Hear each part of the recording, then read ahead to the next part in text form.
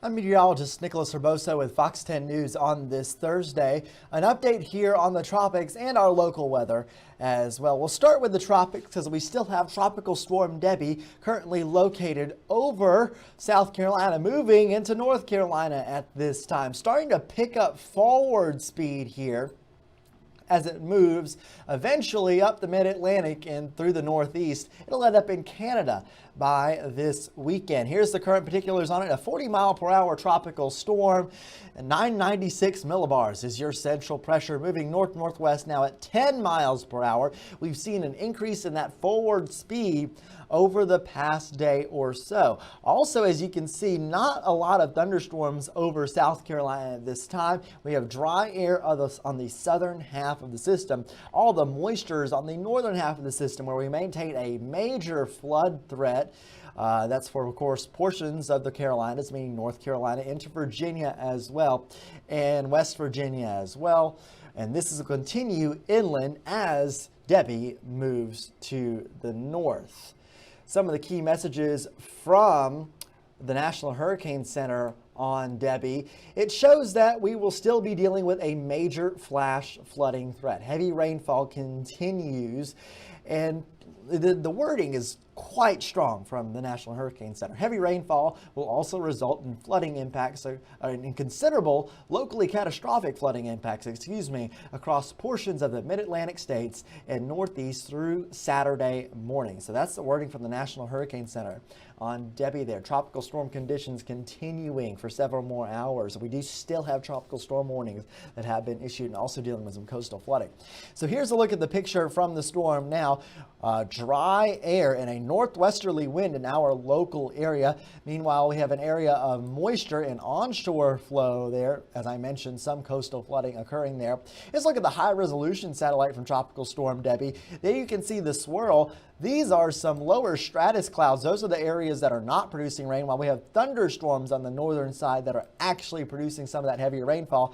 You can see that here on the radar loop. Notice how the southern half of the storm much drier, but the northern half of the storm we have some very heavy rain that is going on. I know it's only green, but it is a tropical rain, and it is very, very heavy. And it's a heavy downpour that can cause flooding. We have multiple flash flood warnings that are out at this time. Looking at the forecast path, as I mentioned, this thing is going to be moving very, very quickly up to the north and east. Still going to be dumping a ton of rain. By Saturday at 8 p.m. there, you can see it is well into Canada and will be moving out this weekend. Well, flash flooding, it's a major concern with this storm. Still a high risk of flash flooding from the Weather Prediction Center. This is a high certainty, or a high likelihood, that we will see flash flooding here. And you can see stretching into Virginia, West Virginia, also Maryland, and even up into Pennsylvania, all with that flash flooding risk. Elsewhere in the tropics, we do have things that we are watching. We'll be taking a look at this here. So here's our tropical weather outlook. 30% chance of development in the next 7 days for this area out deep in the tropics. We have more tropical waves that'll be emerging off the coast of Africa, and we'll be watching them in the coming days as the environment is somewhat favorable for development, at least in the long term. So this is the 7-day outlook from the National Hurricane Center, that one little circle, one particular tropical wave that we are watching. But I want to kind of go ahead here. This is a Climate Prediction Center outlook, the extended tropical outlook, I like to call it. It's officially called the Tropical Hazards Outlook, or some wording similar to that.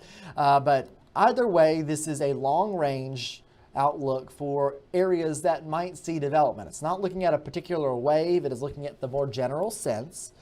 This is valid August 14th through the 20th. You see those yellow areas, not saying we're going to have a storm there, it's saying that we have the potential for some tropical development there. In that red area, slightly higher, that higher chance that you can see of tropical development there. So something that we're watching in the long range. It is getting near the peak of hurricane season as we get later into August and September. Just something to be prepared for, as always, here on the Gulf Coast. Plenty of names to go on the list, and the forecast does take us through a lot of those names, at least if the current guidance is correct. So we have a long way to go in storm season. We will always keep you updated here. Now switching gears, looking at our local forecast today, it is hot, 97 degrees under a mainly sunny sky. Then for tonight, it will be very mild as well. Temperatures in the upper 70s to around 80 degrees. So this afternoon is the hottest part of the day. Make sure you're staying hydrated. 94 for 2 p.m., 4 p.m. That might be slightly higher depending on where you are. Forecast highs overall are very hot. 97 Pensacola, 97 in Mobile, close to records there. You can see 99 in New Orleans, 99 in Baton Rouge as well. Here's a look at the almanac for today. We're close to that record in Mobile, as I mentioned. 98 is a record, forecast of 97. But our big concern will be heat index right along the coast, where we see these high numbers around 110 to 112 degrees. In these areas, we have a heat advisory that has been issued. This is valid until 7 p.m. Heat index values around 105 to 110 degrees are possible. Of course, this is big because we do have some evening practices happening along the Gulf Coast. School has started once again, and temperatures will be in the 90s all the way through about 7 p.m. with heat index values around 100. So make sure you're ready for that. Make sure you're staying hydrated. Very humid as well, especially if you are close to the coast. Looking ahead in our forecast over the next 5 days, we see heat index values stay high. They're not absurd, but they're high, around 100 Sunday and Monday. We do introduce a smaller rain chance there. And then looking ahead over the next 7 days, no major changes. Very little change in our 7-day outlook here. Temperatures staying in the upper 90s for many areas. Rain chances don't really change too much. I mentioned a small introduction of a rain chance weekend early next week. We have to go all the way to the 10-day outlook to find any changes here, and it's quite a ways away.